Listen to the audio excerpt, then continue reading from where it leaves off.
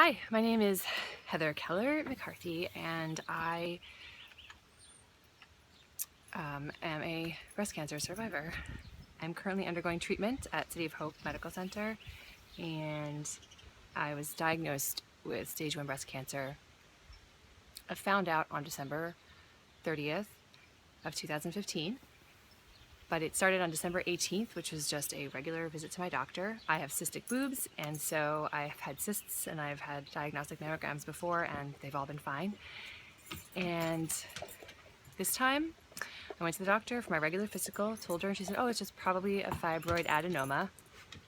And, she gave me a piece of paper a prescription to go get another mammogram, diagnostic mammogram, basically. And me, I'm pretty much type A personality, high maintenance, not high, I guess my husband might say I'm high maintenance, but high strung kind of, type A.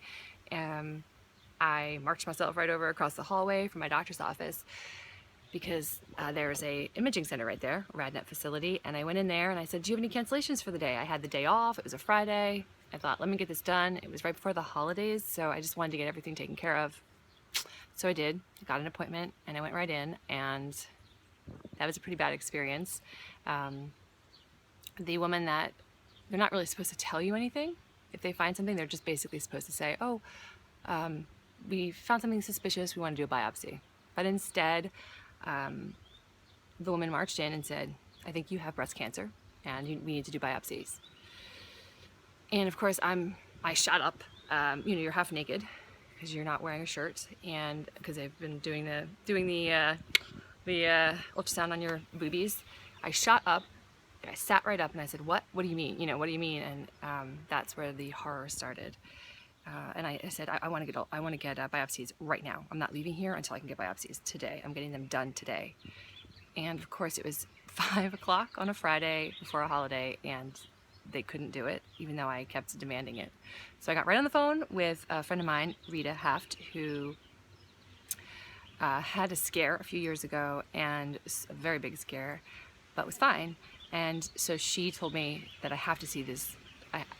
We had a whole conversation from the RadNet facility. I locked myself in their little cubby where you can change, and I called Rita, who then told me, call City of Hope. That's where this great oncologist is. So I called City of Hope. I found out what I needed to get in there. I called my doctor, asked for a prescription because I needed a prescription. And then from there, City of Hope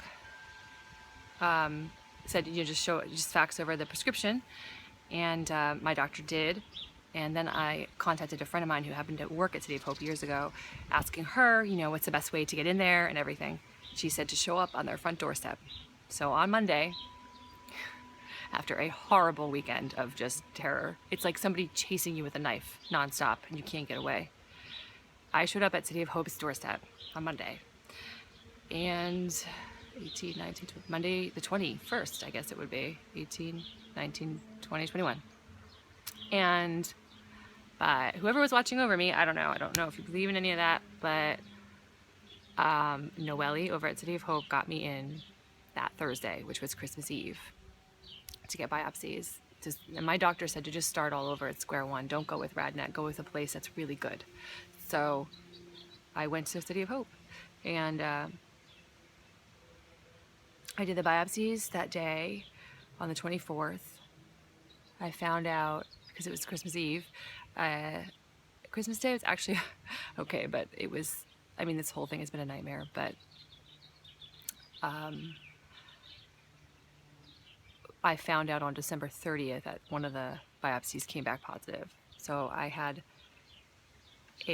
what they thought was about a 1 centimeter, 1 to 1.5 centimeter mass, which is the PC word now, in my right boobie.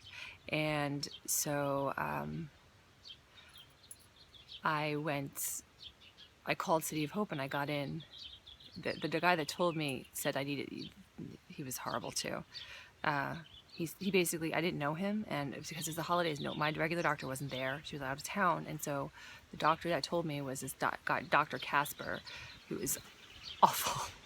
He's like, you'd rather watch paint dry. He's so boring and just has no bedside manner. He basically came in the room, sat down, and said, well, I hate to be the bearer of bad news, but you have breast cancer in your right breast. It's invasive ductal carcinoma. And they stared at me, my husband, and he goes, you know, you're lucky that you even got in here. You're lucky that I even came in, that I allowed you to come in here to tell you this. That's basically what he said. You're lucky I saw you today, because I didn't have to see you, but I thought that you should know this. So from there, he said, I need a surgeon. So I contacted City of Hope, and I got some really Jennifer, I think her name was on that. I can't remember, on the phone, and she's got me in to see Dr. Yim, who is amazing. He's an amazing surgeon. And I wanted to see this oncologist who Rita recommended. And so I was there. I mean, I was there for hours, and I was crying and yelling and saying, I could run 7 miles right now if you wanted me to run 7 miles. I'm healthy, I'm a vegan, I'm a runner, I've been running for over 25 years. What do you mean I have breast cancer? How do I have breast cancer? I have no family history. I'm young. What do you mean? It was just horrible. And they were so like kind and nice thinking back on it. So I wanted to see Dr. Weissman, oncologist, and Dr. Yim said he normally doesn't do this, but he called Dr. Weissman and asked if they would see me. It was New Year's Eve. It was December 31st. And Dr. Weissman, sweetest man, at 4 o'clock on New Year's Eve, saw me and my husband and talked us through everything on the pathology report. He did an exam, and he said it's my dog. He said it's garden variety, which is great to hear. You know, it's a common thing. Most likely stage 1. He doesn't think it's in my lymph nodes, but at this point you don't know because nothing's come back, so you're terrified, and that man with a knife is chasing you. So from there, I then had a bunch of more tests, which was terrifying. I had a nurse, Martha, who's so sweet, Martha Osborne, and I had to have an MRI. MRI said that it was bigger, but it wasn't. It was less. It ended up being, after surgery, 1.5 centimeters. But basically, I have HER2 positive invasive ductal carcinoma of the right breast, but it was taken out in surgery, a lumpectomy. I'm very lucky. I had so many options available to me.